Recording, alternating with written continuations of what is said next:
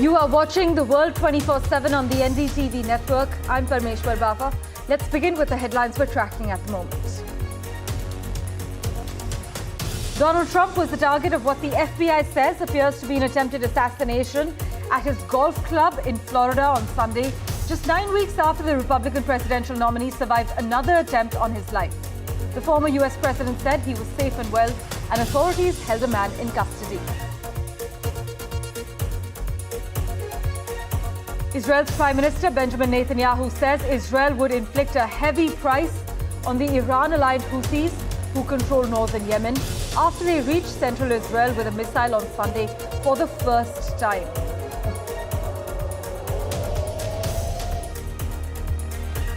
US President Joe Biden has brushed off Russian leader Vladimir Putin's threat regarding a war against the West if Ukraine's allies allowed it to use weapons deeper inside Russia.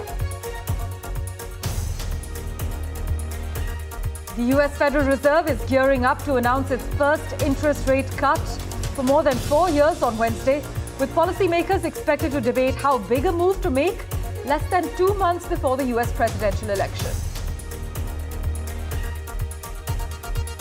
One person has drowned in Poland and an Austrian fireman has died responding to floods as Storm Boris lashed Central and Eastern Europe with torrential rains.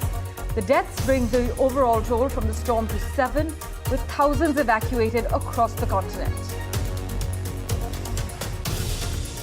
Typhoon Bibinka has made landfall in Shanghai, China's finance center.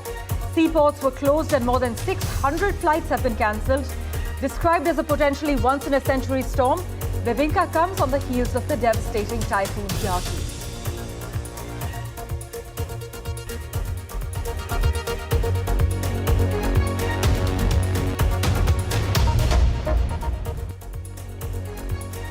Well, our big focus, US federal authorities are investigating an incident at Donald Trump's Florida golf club that appears to be an attempted assassination, a potential second attempt on the former US president's life in roughly 2 months. In fact, the US president's life, the Secret Service agents have said, is currently, it's all under control, he is safe. But Secret Service agents added that someone opened fire on a gunman located near the property line of Trump International Golf Club in West Palm Beach. This is what a spokesperson for the agency has said during a news conference, adding that they were unsure whether the individual who is in custody was able to take a shot at our agents. But Trump, who was golfing at the club at the time, was unharmed. Listen to what officials are saying, followed by a ground report from Washington, D.C.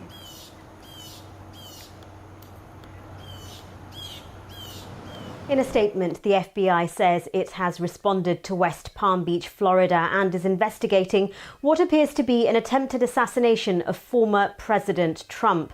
At a press conference, the US Secret Service said the former president is safe and unharmed.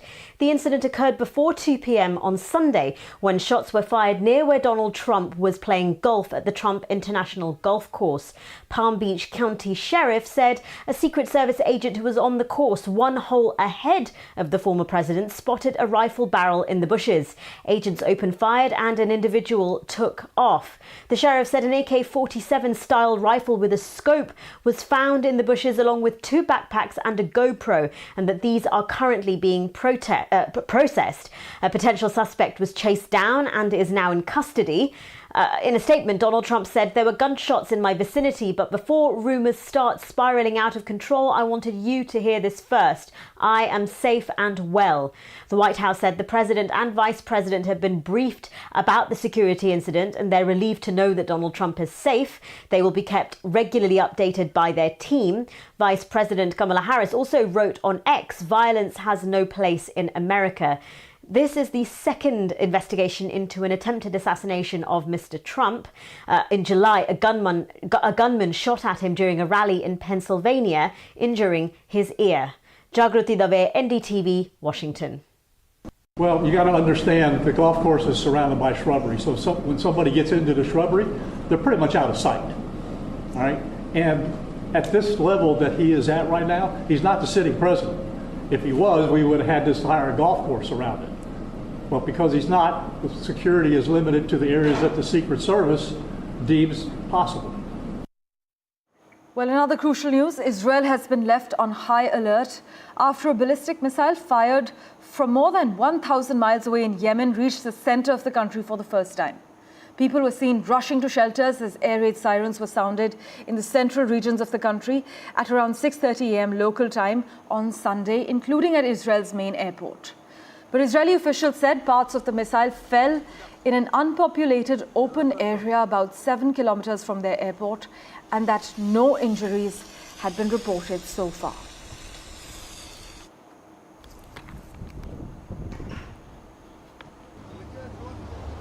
A long-range ballistic missile, fired from at least 2,000 kilometers away, in Yemen has hit central Israel. Houthis have taken the responsibility for the attack. After the incident, firefighters were putting out a brush fire near the city of Lod and saw broken glass at a train station in Modin. Both areas are southeast of Tel Aviv, Israel's commercial hub. Israel's Prime Minister Benjamin Netanyahu has warned Yemen's Houthi face a heavy price. אנחנו במערכה רב-זירתית מול ציר הרשע של איראן שחותר להשמדתנו. Yemen's Houthis have been launching attacks against Israel and its perceived interest in what they say is solidarity with Palestinians during the war between Israel and Hamas in Gaza Strip.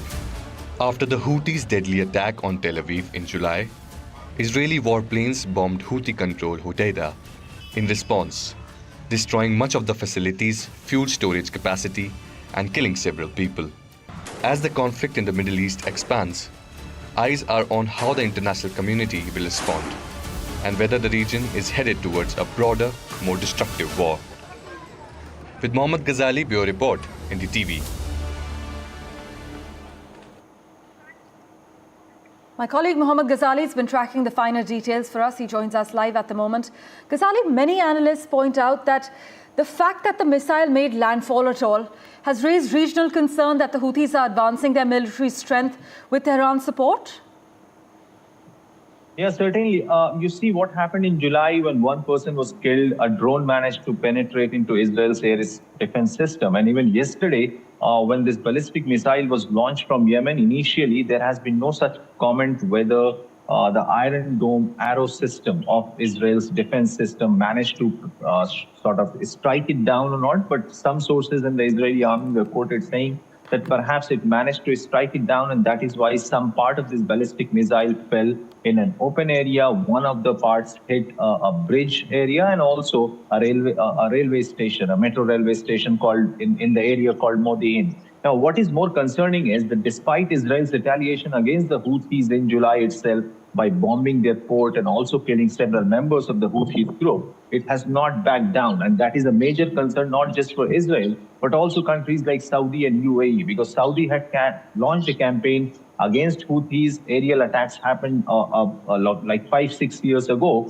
And now, why this is concerning? Because Saudis and Iran have had the rapprochement via China a couple of years ago. And despite that, Iran continues to support Saudi Houthis in Yemen. And that is a big concern for the Middle Eastern countries, that whether by arming Houthis who managed to attack Israel, being 2,000 kilometers away from Israel, whether this entire conflict is now expanding. Because for the last 2 months, there were hectic negotiations between the Middle Eastern players like Qatar, Egypt, Turkey, who usually play as mediator between Israel and Hamas. But there has been no breakthrough as far as ceasefire is concerned. And Houthis who keep attacking Israel, who are attacking the Red Sea route, who have impacted the entire maritime security in that region, now continue to attack Israel. And Israel doesn't have any other option rather than retaliating or accepting a ceasefire proposal being floated by US and other Middle Eastern players. So whether the air defense system managed to sort of strike down this ballistic missile completely, that fact is not shared yet by the Israeli army.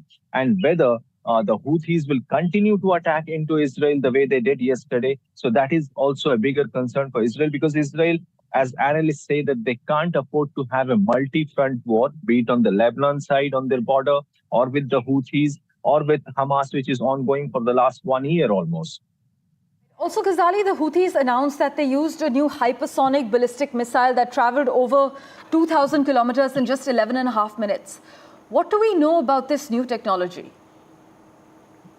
See, as we know that Houthis are only getting support from Iran, but Iran and Yemen don't share borders. So perhaps what we are being told that perhaps via Iraq and all, Iran continues to supply these missiles, these weapons to Houthis. Iran faces sanctions. There is a global outrage from the West as we see a growing bonhomie between Russia and Iran, that Iran has been sending missiles and Iran has been sending drones to Russia. And the same has been supplied to Houthis as well, because Houthis don't have a facility where they can develop these kind of missiles or these kind of projectiles. Though they claim yesterday, while claiming responsibility with this attack, they even said that there are more surprises for Israel and will continue to launch similar ballistic missiles towards Israel. But the larger point is that how a small nation, which is blocked by its hostile neighbors like UAE, like Saudi, who are not providing them any aid in terms of arms and ammunition, how do they manage to receive such large and technologically superior kind of weapons, and from where? It is certainly Iran, because Iran continues to support them. Iran exports arms towards Syria, towards Lebanon, to all its proxy militias, and this is one of its team in the Middle East, in the Yemen area, where these are controlling it since 2014. So despite all the military action, what Israel did last month, a couple of months ago in July, or what Saudis and their joint forces with the Western powers have been trying to control Houthis, has certainly failed. And Houthis have time and again shown that they will continue with this attack until Israel accepts the peace plan, until accepts the ceasefire plan, which is being shared by the US. Until then, perhaps the situation will remain critical. And all these sanctions on Russia or even Iran has certainly not worked when it comes, or it has not proven detrimental when it comes to stopping these proxy militias from using weapons or launching attacks on Israel. Absolutely. As always, Ghazali, thank you so much for joining us with the latest details and also contextualizing the story for us. It's important to note that this attack might escalate the situation further, as Ghazali is reporting. In fact, the Israeli Prime Minister, Mr. Netanyahu, his promise to make the Houthis pay a heavy price suggests that Israel could take substantial retaliatory actions which might increase regional tensions. We'll, of course, keep a close eye on the developments in the coming days. With that, let's get you an update from Europe at the moment. Since Thursday last week, swaths of Austria, the Czech Republic, Hungary, Romania and Slovakia have been hit by high winds and unusually heavy rainfall. In fact, the rains have flooded streets and submerged entire neighborhoods in some places, while shutting down public transport and electricity in others. What we can tell you at the moment is one person has drowned in Poland, an Austrian fireman has died responding to floods, as Storm Boris lashed Central and Eastern Europe with torrential rains, as you can see on your screens. The deaths bring the overall toll from the storm to 7, with thousands evacuated across the continent.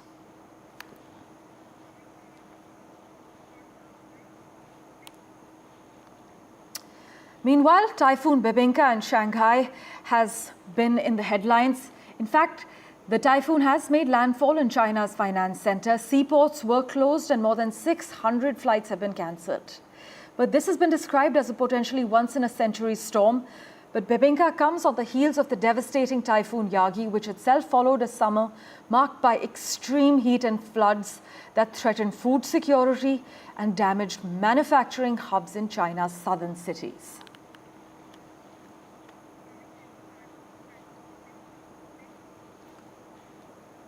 And staying with news from China, well, China's state media said the drills named Northern Interaction 2024 have been wrapped up, but they aim to deepen strategic cooperation between the two countries, which is Japan and China, Russia and China, and strengthen their ability to respond to security threats. In fact, 6 days of joint military drills between China and Russia have ended in the Sea of Japan. By the way, according to a statement by China's Ministry of Defense, the Chinese Navy will also participate in Russia Navy's larger Ocean 2024 strategic exercise.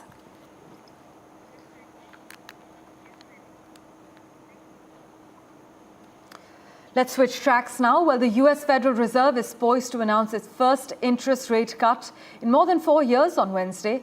Senior officials at the US Central Bank, including the Fed Chair Jerome Powell, have in recent weeks indicated that a rate cut is coming this month as inflation eases towards the bank's long-term target of 2% and the labor market continues to cool.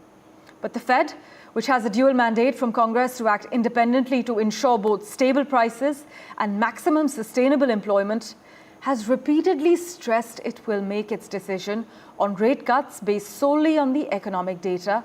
But a cut on Wednesday could still cause a headache for Powell, many analysts warn. Well, for further clarity, let's go across to principal economist at HDFC Bank, Sakshi Gupta, who's also a macroeconomic analyst. Thanks so much, Sakshi, for making time for us. Now, as things stand, US policymakers essentially are left with a choice of making a small 25 basis point cut to ease into things or a more aggressive cut of 50 basis points, which would be helpful for the labor market. But many say it could also risk reigniting inflation. Good morning. So thank you for having me on the show. You are absolutely right. I think at this point, the debate really is whether the US Fed is going to cut rates by 25 basis points or whether they are going to look at a much larger cut of 50. My sense is that given the inflation data that has been coming out of the US, which continues to show that price pressures are moderating, and I think combined with the fact that, economic activity has been slowing down, but we are not seeing any red flags on the growth front. So there is really, no compelling case at the moment for the Fed to get too aggressive in terms of the quantum of rate cuts that it's going to deliver. So my sense would be that they are going to start this cycle gentle and slow, start with a 25 basis rate cut this week. I think what will also be important is to look at what they say about the coming months for the US policy. So how do they view growth? How do they view inflation? And what really is their forecast in terms of how many rate cuts they're going to do in this, in this rate cut cycle over the next 1 or 2 years. I think that, things are still very, very uncertain in terms of the data in the US, and things have been very, very volatile when we look at from one month to the other. So at this stage, I think it will be too premature for the Fed to go all out and deliver a very large rate cut. Well, the debate among policymakers until Wednesday, I guess, this week will likely center on whether to move by 25 or 50 basis points. We'll keep a close eye on how this unfolds. Thank you so much, Sakshi, for joining us with your insights. As always, news and updates continue in a moment right after this very short break. Don't go anywhere.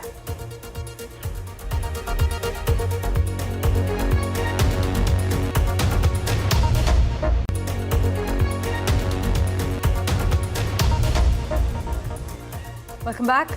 US President Joe Biden has brushed off Russian leader Vladimir Putin's threat regarding a war against the West if Ukraine's allies allowed it to use weapons deeper inside Russia. Why is this significant? Well, it's a shift that Kyiv has pleaded for, but does not appear likely to be announced following a meeting between Biden and the UK Prime Minister Keir Starmer on Friday. Ukraine, though, was a key topic for Joe Biden and the British Prime Minister following last week's visit to Kyiv by their top diplomats, who actually came under fresh pressure to loosen weapons restrictions. But so far, the United States has allowed Ukraine to use American-provided weapons only in a limited area inside Russia's border with Ukraine. And finally, the 76th Primetime Emmy Awards. The historical drama series Shogun leads this year's nominations with an impressive 25 nods. Meanwhile, the acclaimed psychological comedy drama The Bear, which has been a dominant force since its debut in 2022, has earned 23 nominations and already bagged 3 awards in major categories, including lead actor in a comedy series. The FX restaurant dramedy The Bear is having a very strong night as expected.